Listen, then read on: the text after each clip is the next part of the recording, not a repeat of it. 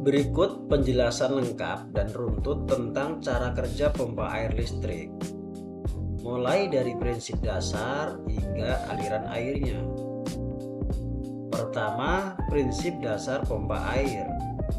Pompa air listrik bekerja dengan mengubah energi listrik menjadi energi mekanik, kemudian menjadi energi tekanan atau hidrolik untuk mengalirkan air. Diagram energinya sebagai berikut: listrik, kemudian motor listrik, putaran impeller, tekanan air meningkat hingga air mengalir. Yang kedua, bagian utama pompa air. Umumnya pompa air rumah atau industri punya komponen sebagai berikut. Pertama, motor listrik menerima daya listrik. Yang kedua, impeller, kipas atau rotor, komponen yang berputar dan mendorong air. Ketiga, casing atau housing, ruang tertutup tempat air diputar. Keempat, inlet atau lubang hisap, tempat air masuk. Kelima, outlet atau keluaran, tempat air keluar. Keenam, seal atau mechanical seal, mencegah kebocoran. Dan ketujuh, shaft atau poros, menghubungkan motor ke impeller. Tiga, bagaimana motor listrik bekerja? Saat pompa dihidupkan, pertama arus listrik masuk ke motor listrik. Motor menciptakan medan magnet berputar. B. Rotor ikut berputar. Medan magnet dan rotor saling tarik, dorong. Rotor berputar kecepatan tinggi. Kecepatan putar pada umumnya 1400 hingga 2900 rpm untuk pompa rumah, 3500 sampai dengan 6000 rpm untuk pompa industri. 4. Peran impeller. Impeller dipasang di ujung poros motor. Saat berputar, impeller menarik air dan mendorongnya dengan cara hukum Bernoulli plus gaya sentrifugal.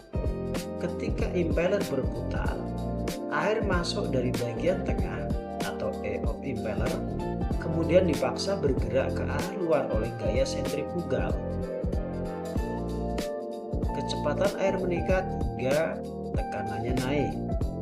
Yang kelima, proses aliran di dalam pompa. Tahapannya seperti ini. Pertama, air dihisap. Karena tekanan di sisi impeller lebih rendah dibanding tekanan di sumber air, kemudian air dipercepat. Impeller memberikan energi ke air, dan berikutnya air keluar sebagai tekanan tinggi. Air terdorong keluar melalui outlet. 6. Tantangan penting.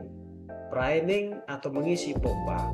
Untuk pompa permukaan, bukan pompa submersible, air harus masuk dahulu sebelum pompa berjalan.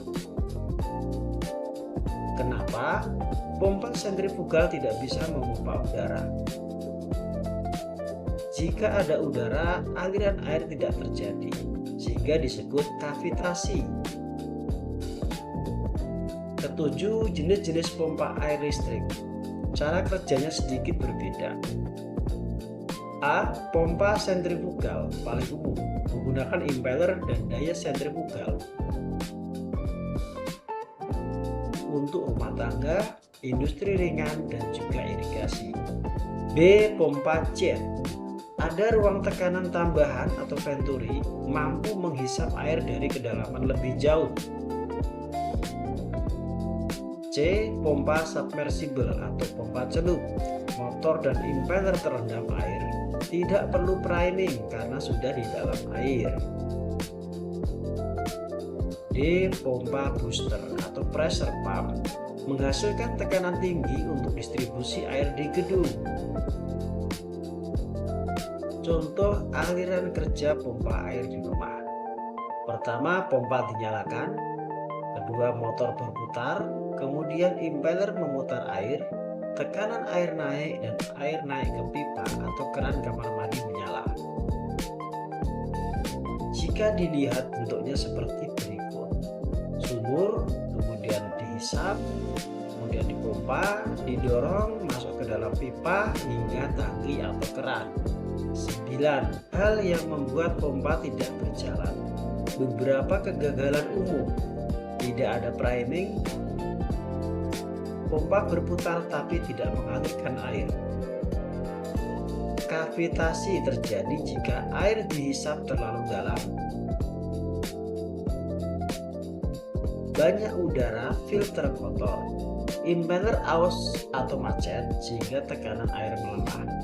10. Ringkasan sangat singkat. Pompa air bekerja dengan mengubah energi listrik menjadi putaran yang memutar impeller.